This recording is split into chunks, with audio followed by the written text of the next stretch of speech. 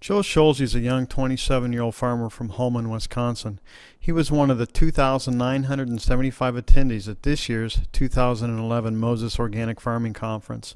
Many of them in their 20s and 30s that I saw there. I met quite a few young farmers while I was there. Joe and I met on the last day of the conference and chatted for a few minutes about what he does. We talked about the conference, his farming operation, how he markets, the USDA National Organics Program, paperwork, and some of what inspired him to take an organic approach to farming.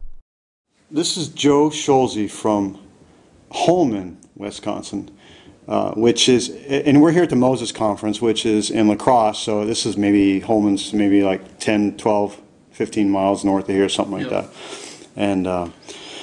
And Joe's been farming about, what, 4 or 5 years now? Yep. Yeah, 4 years. Started at about age 23. So, and what we're going to have him do is tell us a little bit about what he's been doing, kind of some of what the things are that he wants to do going forward, kind of what the plans are, you know, for the next couple of years.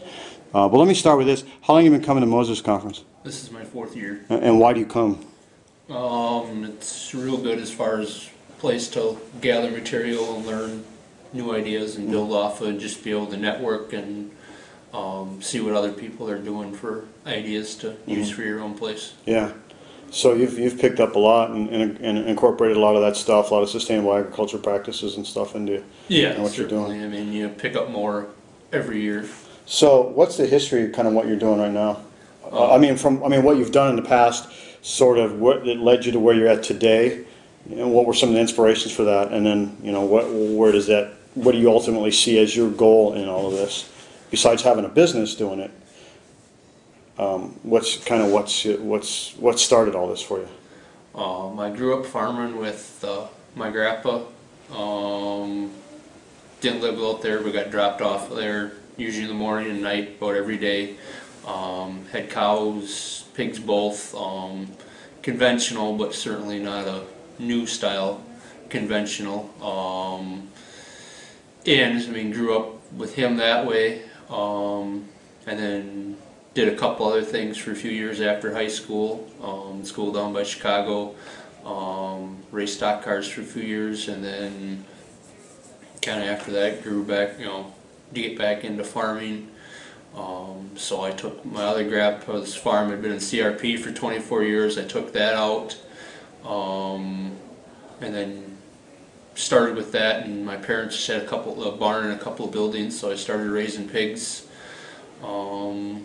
And built off of that, picked up a few more acres here and there, and I hope to, in the next year and a half, 2 years, add dairy on top of with the pigs, and ultimately get to be able to milk 50 to 60 cows, and then have between 15 and 20 sows that I can farrow to finish. And this is just your operation, right? Yes. Do you have any help? I mean, do you get any summer help or interns or anything like that? Or you're not really to that point yet, but no, you don't really have any other family that's working with you doing this, right? For the most part. I mean, my dad will help me a little bit here and there, unloading hay, doing stuff like that. My fiance, when she's not in school, she does a lot to help as far as animal chores, unloading stuff like that. But I mean, I do pretty much all the field work, and so she's into it too. Yeah. Is she here at the conference, or no? She goes to school at University of Pittsburgh and graduates in May. So okay. So what about your market? So tell us a little bit about it. I know you're working with one of the co-op companies, Organic Valley. Is that right? I sell my pigs to Organic Valley, which now is looking pretty good. Last year, between swine flu and the market, they actually shut down the pork pool for about 6 months. Last year was, 2009 was real hard, and then now in 2010 it's started to turn around, and I was actually able to get on their pork pool. So all my pigs go to them. And then hopefully too, when I start milking cows, go to sell my milk through them too. Okay. So you think you're pretty much do exclusively through them?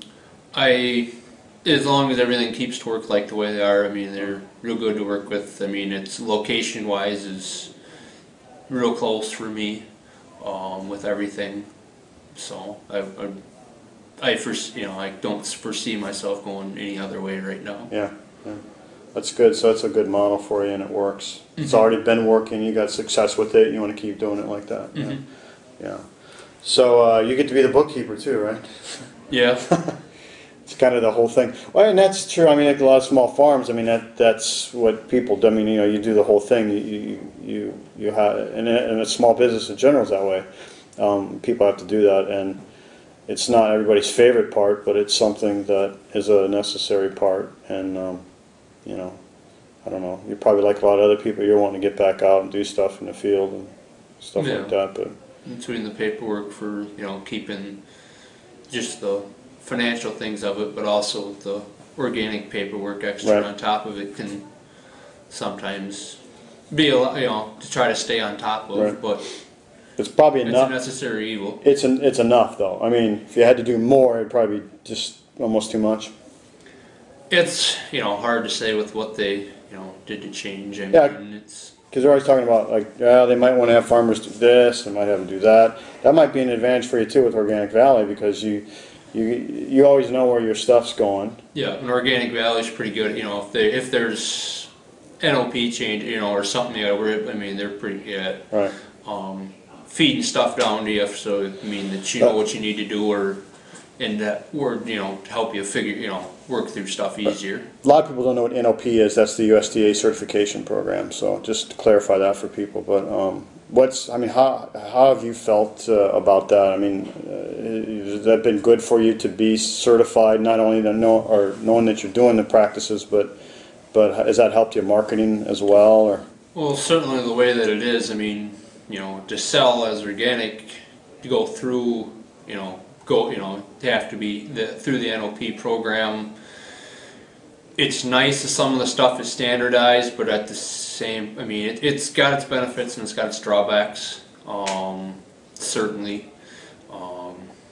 do I think nationwide to have everything under the same thing is good for a marketing standpoint? I think before, kind of the way that it was, I think before that, where the individual place you were marketing to, I think it was more specific area, probably did a better overall job, more farmer based, but it is what it is, and probably national wide as far as marketing things, it's probably better off to have it overseen nationwide through the same program. Yeah, very good, very good.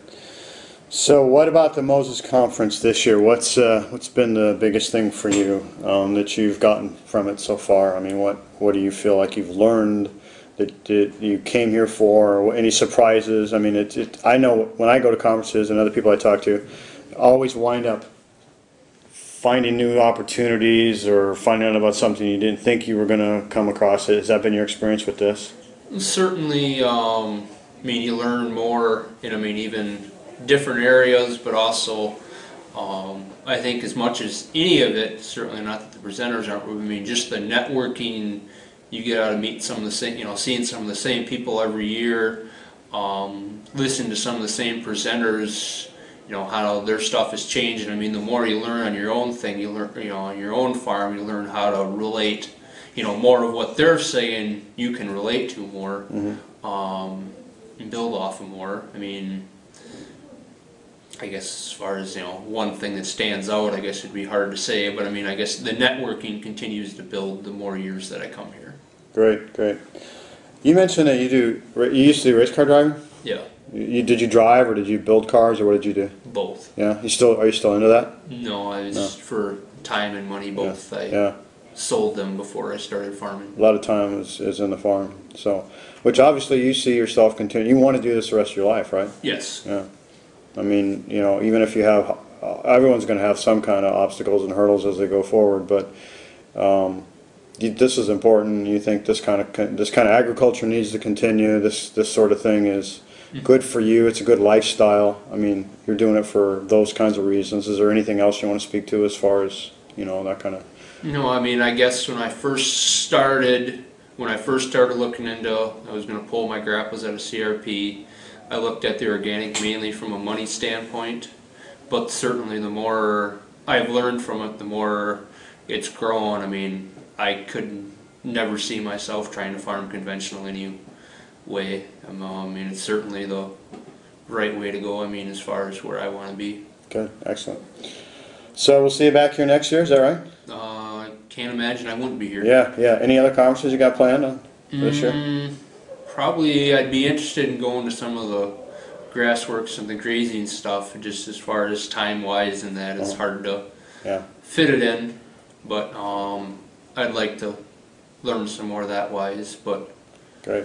I'll have to see how the year goes. Yeah, I think we'll all see, more of each other in the coming years, so that's good. That's great. Glad for these kind of resources and these kind of conferences. So, well, thanks a lot. Appreciate your time.